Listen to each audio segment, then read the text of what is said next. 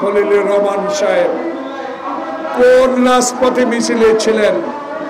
এই সালাম রহমত আপনারা কি দেখেছেন খলিলুর রহমানকে কোনোদিন বাংলাদেশের রাজনৈতিক অঙ্গনে গণতন্ত্রের জন্য, ভোটাধিকারের জন্য, মানুষের সেবার জন্য এগিয়ে এসেছেন?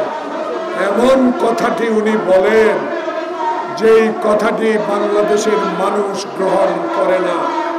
আপনি তারেক রহমানের সাথে তুলনা করাটা, আপনি যেই কাজটি করেছেন বলেছেন অন্যায় গহিত কাজ। তারেক রহমান স্বাধীনতার ঘোষকের সন্তান, তারেক রহমান সেক্টর কমান্ডারের সন্তান, তারেক রহমান বাংলাদেশের সাবেক সেনা প্রধানের সন্তান, তারেক রহমান বাংলাদেশে বহুদলীয় গণতন্ত্রের প্রবক্তার সন্তান, তারেক রহমান আপসের নেত্রী খালেদা জিয়ার সন্তান। তার সাথে তুলনা করে আমাদেরকে মনে কষ্ট দিয়েছেন। আপনার অহংকার আপনার কাছে থাকুক। বাংলাদেশের রাজনীতির ইতিহাসে জাতীয়তাবাদী শক্তি যে আন্দোলন সংগ্রামের মধ্য দিয়ে বাংলাদেশের মানুষের অধিকার প্রতিষ্ঠার জন্য আজও টিকে আছে, তারই ভারপ্রাপ্ত চেয়ারম্যানকে আপনি যে তুলনা করেছেন, অবিলম্বে আপনার এই কথা প্রত্যাহার করে নিতে হবে।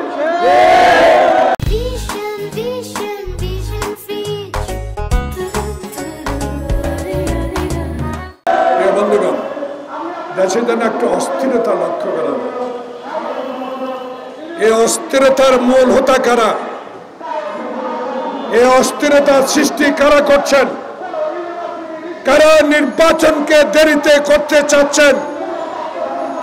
এই বিষয়গুলো তো আমরা আপনার মতো মহান ব্যক্তির কাছে জানতে চেয়েছিলাম। আপনি নাকি বলেছেন জুলাইতে নির্বাচন হবে। জুলাই হবে না, ডিসেম্বর হবে।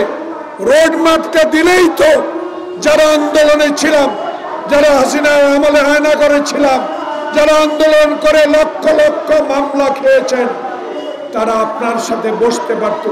কিন্তু এখনো তো নির্বাচনের ম্যাপটা ঘোষণা করলেন না।